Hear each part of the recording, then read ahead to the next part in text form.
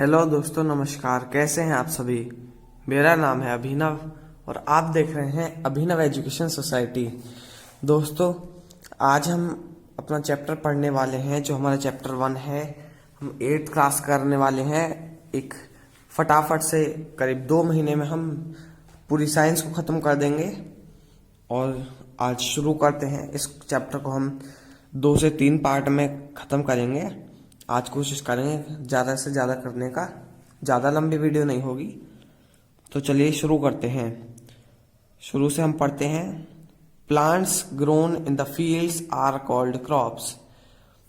जो पेड़ पौधे खेतों में उगाए जाते हैं उन्हें हम बोलते हैं क्रॉप्स। और जो the science which deals in the process involved in growing plants for the food requirement of animals and humans is called agriculture। और जो साइंस जो प्लांट हैं उनके ग्रोइंग में इन्वॉल्व होती है उस प्रोसेस में, और फूड रिक्वायरमेंट एनिमल्स के लिए और ह्यूमंस के लिए, उसे बोलते हैं हम एग्रीकल्चर। ये मोस्ट इम्पोर्टेंट है, हम इसको अंडरलाइन कर देते हैं। यहाँ पर क्या है,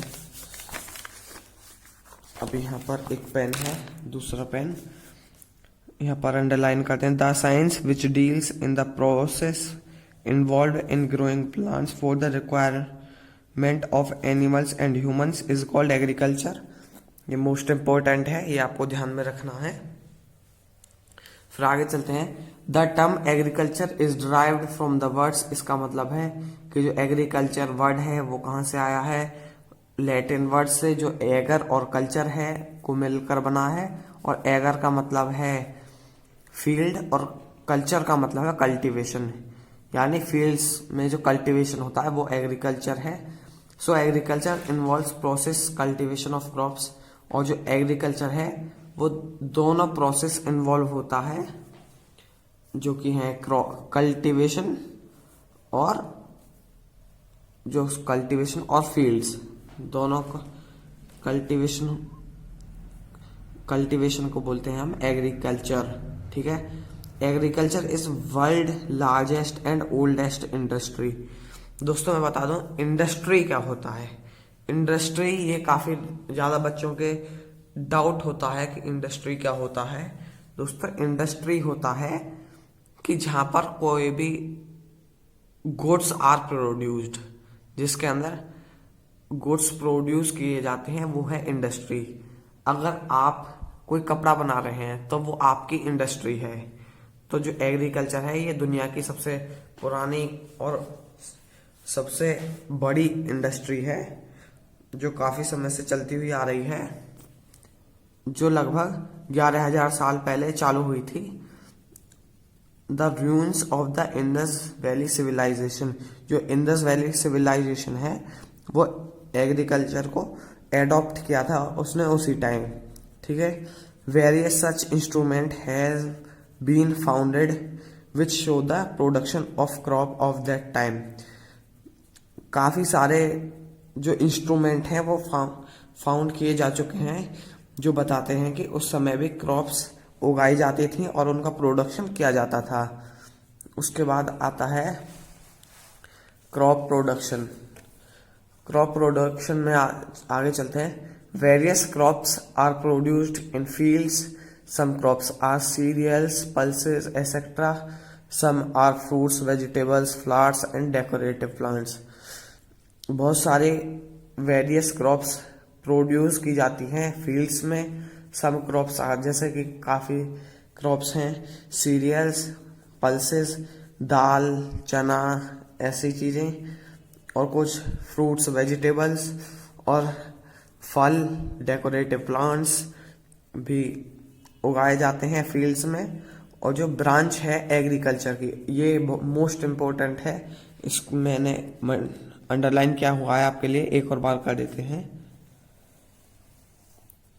The branch of agriculture which deals with production of decorative plants, fruits and vegetables is called horticulture।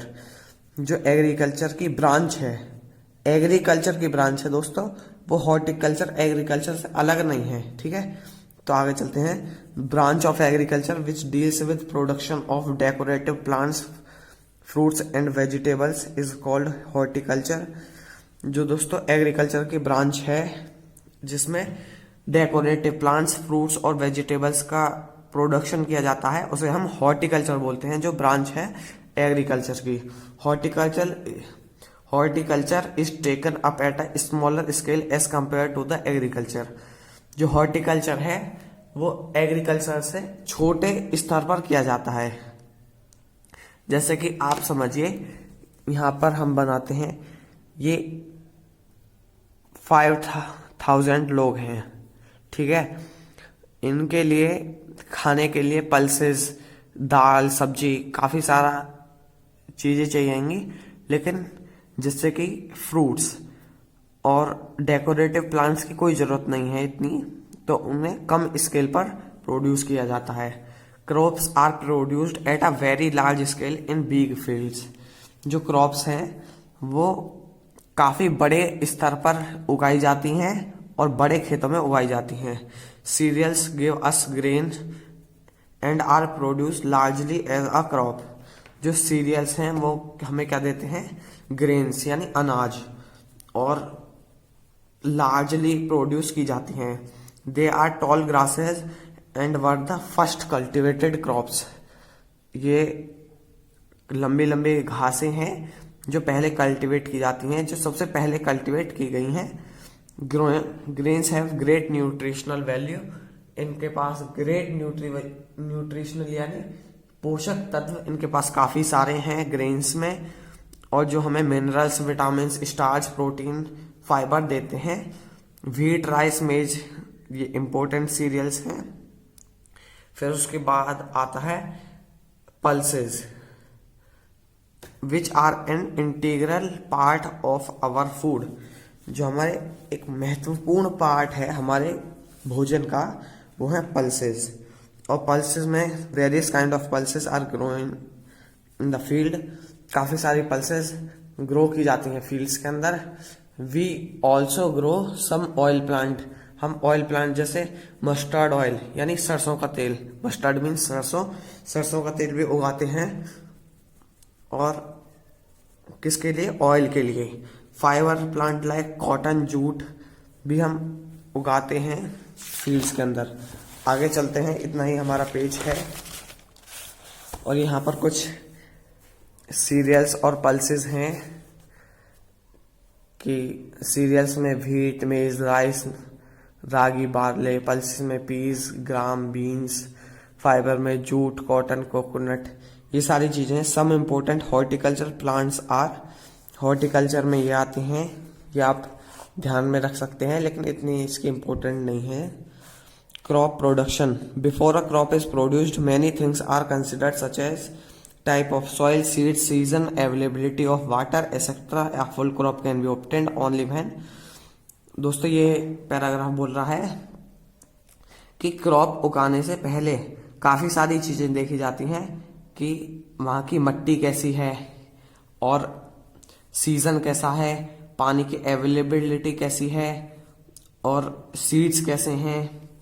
और जो पूरी क्रॉप है जब वो ऑब्टेन की जाती है तो उसके लिए सब चीजें ये फुलफिल होनी चाहिए, तभी हम कर सकते हैं। मेथड्स ऑफ पेस्ट कंट्रोल, और इनको भी हमें ध्यान रखना चाहिए। मेथड्स ऑफ पेस्ट यानी कीड़े, इन्हें भी हमें ध्यान में रखना चाहिए कि हमारी फसल को नुकसान ना पहुंचाए। इरिगेशन, न्यूट्रिशन और स्टोरेज वगैरह भी हम ध्यान में रखना चाहिए। Agriculture practices. Soil is prepared. सबसे पहले जो मिट्टी है उसको प्रिपेयर किया जाता है, उसे जोत कर, उसे इकसार करके, और फिर उसके बाद बारी आती है कि अच्छे सीड्स को हम सेलेक्ट करें और उनको फिर खेत में बो दें। Essential requirement by the soil are given form of fertilisers, manures. और जो न्यूट्रिएंट्स हैं वो हम फर्टिलाइजर्स और मैन्योर्स की मदद से दे सकते हैं, देते हैं मतलब दे सकते नहीं। प्रॉपर इरिगेशन, हमें प्रॉपर इरिगेशन रखनी चाहिए यानी सिंचाई, वरना हमारी जो क्रॉप है वो सूख जाएगी। और हमें पेस्ट वगैरह से भी उनको बचा कर रखना चाहिए, वरना वो हमारी जो एग्रीकल्चर है उसको बिगाड़ देंगे। Weeding is done to prevent the wastage of soil nutrients. जो वीडिंग डन की जाती है तो उसे भी देखेंगे हम, अब यहाँ पर डिटेल में नहीं है। When the crop get ready, when crop get ready various practices are undertaken. Harvesting होती है, to get the grains threshing और विनोइंग की जाती है, और सुटेबल प्लेसेस पर क्रॉप को स्टोर किया जाता है और उन्हें बाजार में बेच दिया जाता है। अब हम इनके बारे में डिटेल्ड में पढ़ेंगे। पहले आता है preparation of soil. Soil is one of the most important part of agriculture. It is the soil which holds the crop and provide the essential nutrients to the plant. जो सॉइल है ये most important part है agriculture का, क्योंकि जहाँ पर crop होती हैं और विदाउट सॉइल हम यहाँ पर क्रॉप्स ग्रो नहीं कर सकते हैं। Every soil is not suitable for every crop. जो हर एक क्रॉप के लिए हर एक मिट्टी सूटेबल नहीं होती है, सबके लिए अलग अलग मिट्टी होती हैं। और every crop requires different type of soil. सभी जो क्रॉप हैं उनके लिए अलग अलग तरह की कंडीशन और उसकी जरूरत होती है। ये बात दोस्तों आपको आ गई समझ में। फिर इसके बाद चलते हैं, if soil is not prepared properly it can affect the quality of the crop. ये आपको पता है कि अगर मट्टी को हम अच्छी तरह जोतेंगे नहीं तो हमारी जो क्वालिटी है क्रॉप की वो अच्छी नहीं होगी। इन दिस प्रोसेस सॉइल इज प्लोड। सबसे पहले सॉइल को जोता जाता है अच्छी तरीके से, और soil is ploughed with the help of plough. इसे जोतने के लिए टिलर होता है जिसे हम इंग्लिश में प्लो बोलते हैं। और जो सॉइल है उसको अच्छी तरह जोत देते हैं, और जो सॉइल है उसके बीच में थोड़ी हवा आ जाती है जिससे हमारी जो क्रॉप है उसको बढ़ने के लिए, रूट्स के लिए अच्छी जगह मिल जाती है, वो अच्छी तरह ग्रो हो पाती है। और फिर आगे चलते हैं।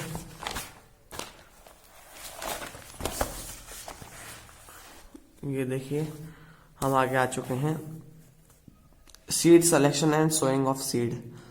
ये हमारा नेक्स्ट स्टेप है कि हम पहले क्या करते हैं। फर्स्ट स्टेप है हमारा, जब हमारी जो मिट्टी है वो तैयार हो गई है उसके बाद हमको सीड्स का, एक अच्छी क्वालिटी के सीड्स का, और कितनी क्वांटिटी में हमें जो सीड है वो एक फील्ड में डालने हैं ये पता होना चाहिए, वरना हमारे सीड्स हैं वो वेस्ट हो जाएंगे और हमारे पैसों का भी नुकसान होगा। तो हमें ये पता होना चाहिए कितने क्रॉप में कितने सीड्स डालने हैं, और फिर उन्हें हेल्दी सीड होनी चाहिए, ना कि उसमें कोई बीमारी हो। और जो सीड है जब खेत जोत दिया जाता है उसके बाद बोए जाते हैं, और उनको हम, जैसे कि मैं आपको बताऊं जो हमारा नेक्स्ट टॉपिक है, नेक्स्ट टॉपिक से पहले नेक्स्ट पॉइंट, कि जो सीड है ये समझ लीजिए कि ये एक सीड है, ये समझ लीजिए ये एक ग्रेन है।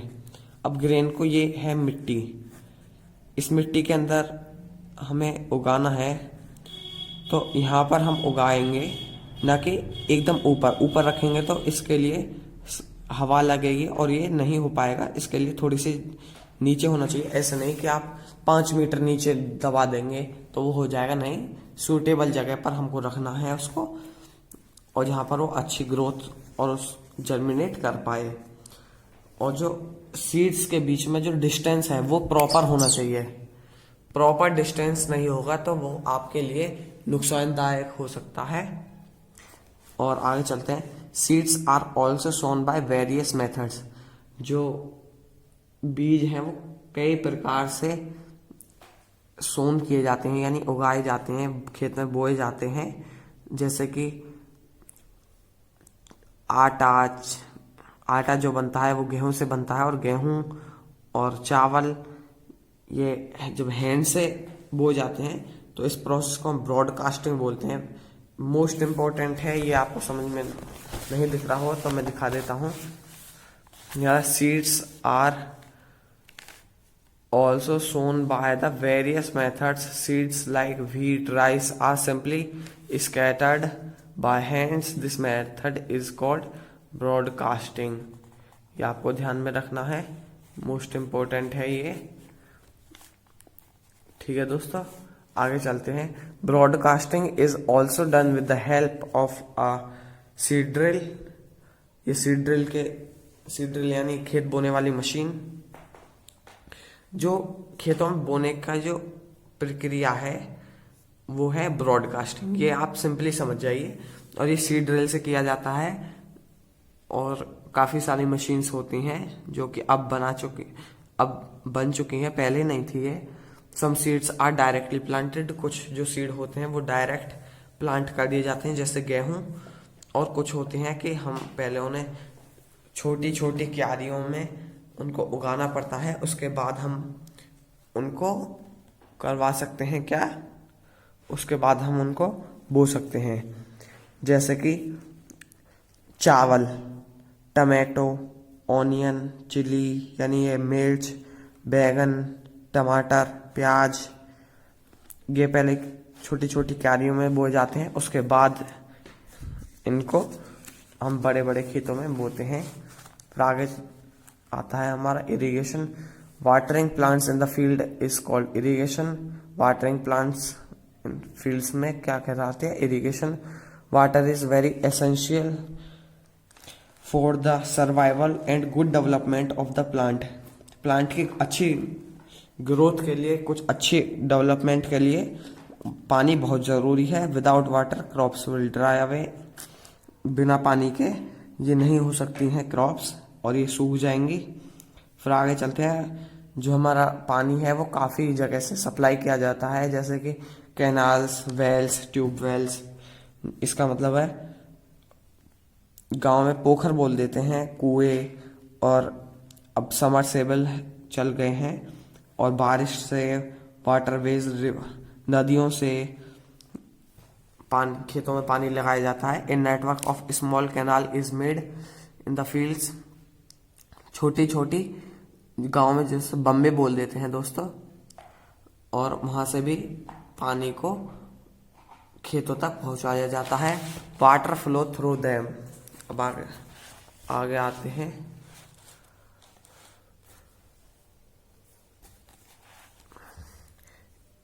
In the field and water flow through them to different part of the field from the main canal connected to these small vein canals।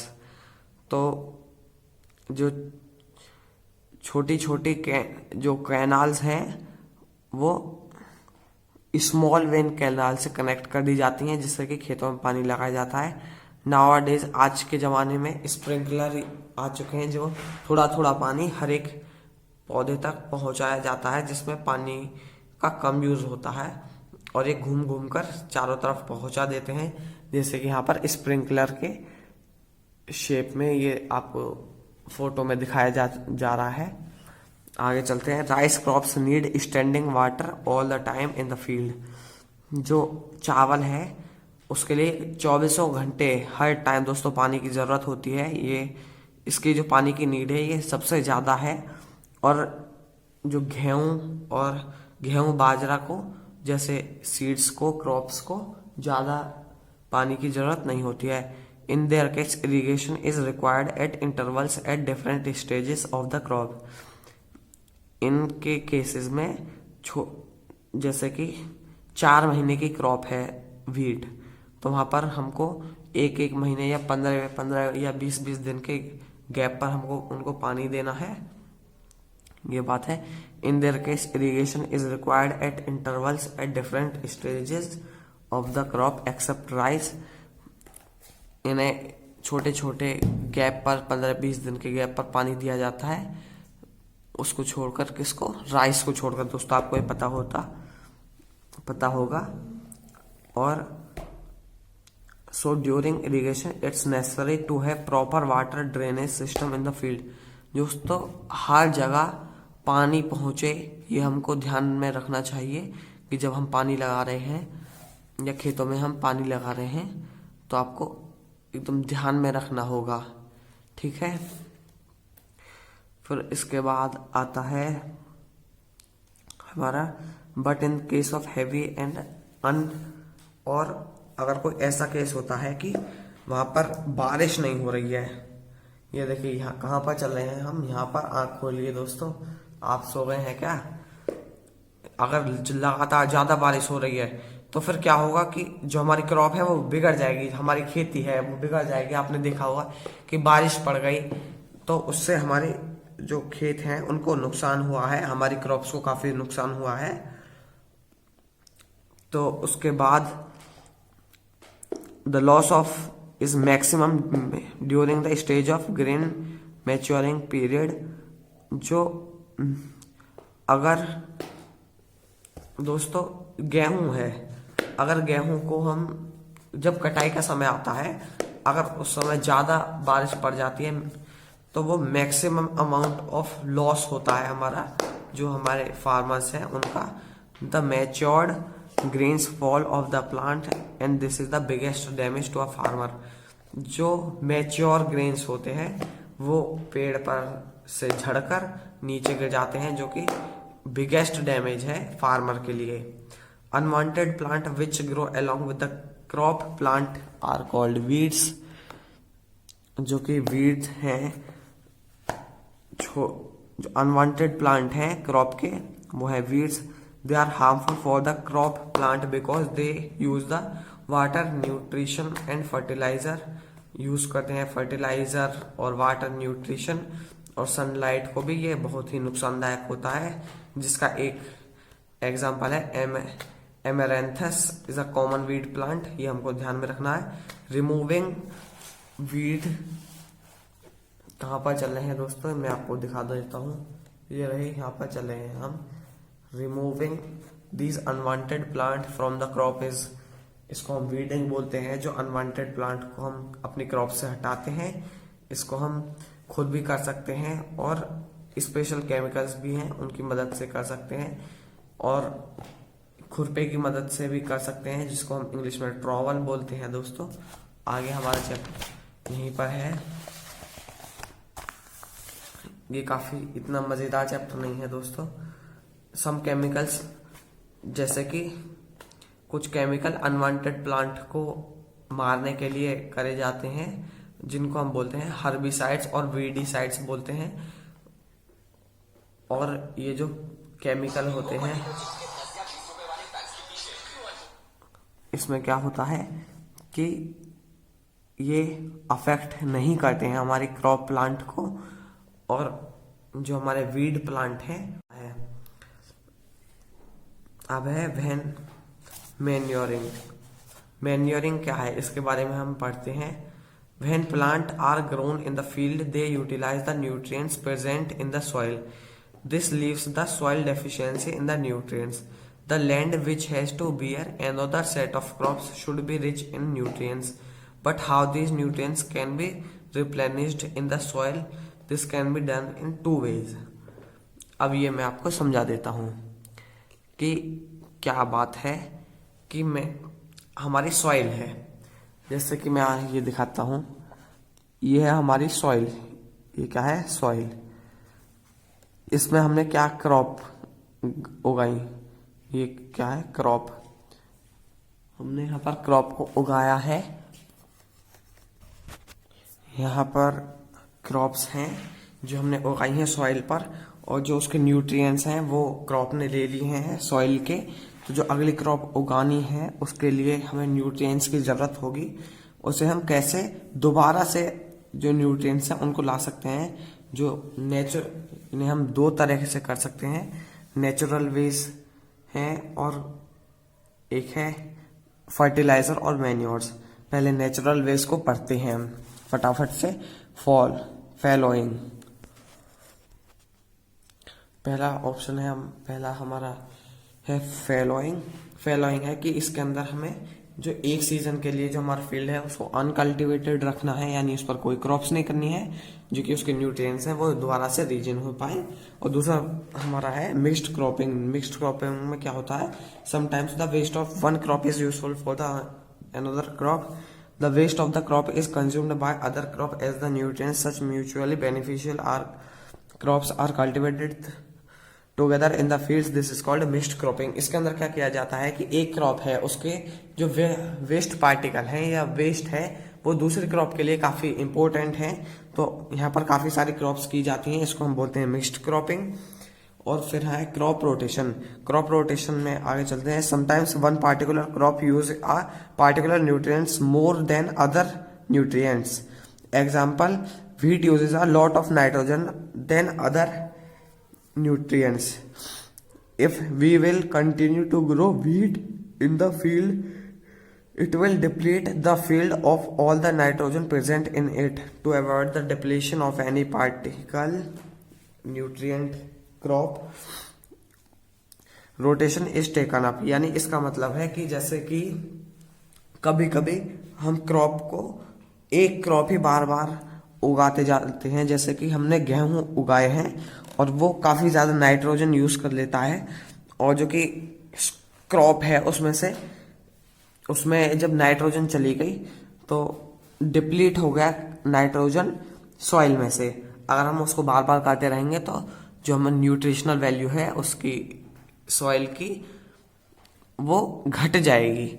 आगे चलते हैं। Loss of nitrogen in the soil, so cultivation and new crop after one crop is called crop rotation. यानी loss of nitrogen in the soil, जो compensation है loss of nitrogen का soil में से, उसके लिए हमें नई क्रॉप उगानी होगी एक के बाद एक। And it is a very beneficial natural way of getting the nutritional value of the soil replenished using manures and fertilizers. X। अब दूसरा है मैन्योर्स और फर्टिलाइजर्स।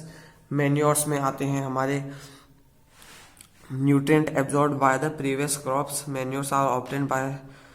दोस्तों अब यहाँ पर मैन्योर्स और फर्टिलाइजर फैक्ट्रियों में बनाए जाते हैं। दोनों सिंपल, एकदम सिंपल डेफिनेशन या सिंपल समझाऊं मैं आपको, जो फर्टिलाइजर है वो कंपनीज में बनाए जाते हैं, और जो मैन्योर्स है वो नेचुरल वे है, जिससे कि डेड बॉडीज डिकम्पोज होती है उससे, और काफी सारी ऐसी चीजें हैं जिनसे हम जो हमारी सॉइल है वो दोबारा से न्यूट्रिएंट्स अपने पा सकती है। मैन्योर्स और फर्टिलाइजर मैन मेड होते हैं और उसमें केमिकल होता है पोटेशियम, और जो हमारे लिए बिल्कुल भी अच्छा नहीं होता। और मैन्योर्स में हमें कोई दिक्कत नहीं होती, जो डेड बॉडी होती है प्लांट की या एनिमल की, उनसे ही हमारा जो सॉइल की फर्टिलिटी है वो इंक्रीज की जाती है।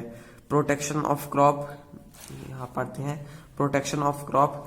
इसके अंदर क्या किया जाता है कि जो हमारी क्रॉप है उनको प्रोटेक्ट किया जाता है काफी सारी चीजों से, जैसे पेस्ट यानी छोटे छोटे कीड़े मकोड़े हैं उनसे, और मैनी केमिकल्स, काफी सारे केमिकल्स यूज किए जाते हैं हमारे फील्ड्स में अपने क्रॉप्स को बचाने के लिए, जो कि काफी सारे बर्ड्स और वगैरह वायरस, फंगाई, बैक्टीरिया से बचाने के लिए। और कॉमन पेस्टिसाइड का है DDT, BHC। DDT बहुत ही खतरनाक केमिकल है, और this pesticide constantly save the crops from the pest but are very harmful for our environment। जो पेस्टिसाइड हैं ये क्रॉप को तो बचा लेती हैं लेकिन पेस्ट से, लेकिन ये हमारे एनवायरनमेंट के लिए बिल्कुल ही जहर की तरह हैं। और all the raw vegetable and fruit should always be washed properly before using them as they mostly have a layer of pesticides on them. अगर आप अपने घर पर कच्ची सब्जियां, फ्रूट्स हैं तो उन्हें अच्छी तरह धो लें, क्योंकि उनके ऊपर पेस्टिसाइड छिड़की गई हैं। और ये 100% ट्रू है कि उनके ऊपर पेस्टिसाइड्स वगैरह छिड़की गई हैं, जो उनके लिए बिल्कुल भी अच्छा नहीं है। फिर आगे चलते हैं। हार्वेस्टिंग क्या है? कि जो हमारा क्रॉप है वो अब बड़ी हो चुकी है, उसकी हमने उसके विनोइंग वगैरह, ये सोइंग, प्रोटेक्शन ऑफ क्रॉप सब कुछ किया। अब उसकी है हार्वेस्टिंग की बारी, जो हम दो तरीके से कर सकते हैं, एक मशीन से या फिर एक हम खुद कर सकते हैं। तो हार्वेस्टिंग क्या है? हार्वेस्टिंग है when the crop become mature and ready then it is cut, यानी जब क्रॉप मैच्योर हो जाती है उसके बाद वो काटी जाती है, इसको ही हम हार्वेस्टिंग बोलते हैं। ये हम सिकल या कंबाइन की मदद से कर सकते हैं। After the stalks are cut away from the base the grains are separated from the stalk, यानी जब वो काट लिए जाते हैं वो हम यूज करते हैं थ्रेसर मशीन से, हम ग्रेन्स और स्टॉक यानी भूसे को अलग अलग कर देते हैं। इस प्रोसेस को हम थ्रेसिंग बोलते हैं। ये हम threshing trampling the stalk by animals, ये हम खुद भी कर सकते हैं। Animals like oxen buffaloes are made to trample the stalks with their feet. In this process the grains come out of the stalk and they are collected. Threshing is also done mechanically with the help of a machine called a thresher। ये thresher की मदद से हम जो हमारे seeds हैं और दाल वगैरह हम अलग कर सकते हैं स्टॉक यानी भूसे से। फिर उसके बाद आता है the stalk separated by the threshing is called hay. जो स्टॉक सेपरेट किया जाता है अपनी क्रॉप से उसको हम हे बोलते हैं, यानी चारा जो हम अपने एनिमल्स को खिलाते हैं। और the grains are then separated from the chaff by throwing the mixture of hay and grains in the direction of the wind.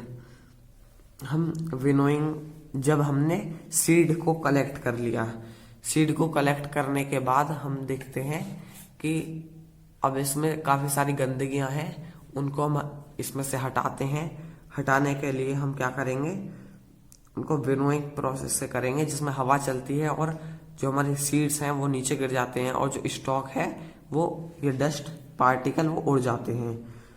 अब आगे बताइए आपको पढ़ना है या फिर नहीं। अब हमारा अगला टॉपिक है, अब ये थोड़ी सी क्लास रह गई है, इसके बाद आप जा सकते हैं। क्रॉप स्टोरेज एंड प्रिजर्वेशन, ये बहुत ही इंपॉर्टेंट है। चलिए इसको करते हैं हम शुरू। तो जल्दी से, अगर आपको पानी वानी पीना है तो आप वीडियो स्टॉप कीजिए और पानी वानी पीजिए और दोबारा से लग जाइए। The grain obtained are not suitable for storage as the, इसका मतलब क्रॉप स्टोरेज और प्रिजर्वेशन, यानी हम अपने यूज के लिए क्रॉप्स को स्टोर कर लेते हैं और जो बाकी बचता है उसको हम बाजार में बेच देते हैं। और हम अपने घर में हमने कैंस वगैरह बनाई हुई हैं कि हम अपने पूरे साल के लिए उनको ग्रेन्स को यूज कर सकें। और the bags full of grains are sent to the various agencies for their storage or distribution in India. Food corporation of India FCI has large godowns to store the grains. जो India में FCI है, food corporation of India, उसके पास बड़े बड़े गोदाम हैं अनाज को इकट्ठा करने के लिए। Before the grains are stored the godowns are made free from pest. जो ग्रेन को स्टोर करने से पहले पेस्ट वगैरह से हम उसको स्प्रेड कर देते हैं कि वहां पर कोई भी इंसेक्ट या कोई भी दिक्कत ना हो। और आगे चलते हैं। Stored grains are inspected from time to time, इसको हम इंस्पेक्टेड करते हैं टाइम टू टाइम। इंस्पेक्टेड का मतलब दोस्तों हम बाद में बताएंगे आपको। यहीं तक आज का हमारा चैप्टर है। चैप्टर नहीं दोस्तों, एक वीडियो और लाएंगे जिसमें हम नाइट्रोजन साइकिल से शुरू करेंगे। फिर इसके बाद हमारा थोड़ा सा ही चैप्टर रह गया है। ये वीडियो थोड़ी लंबी हो गई है। और दोस्तों अगर आपने ये वीडियो देखी है तो thank you for watching this video. अगर आपको इसमें कोई डाउट है तो आप कमेंट्स में कर सकते हैं। Thank you.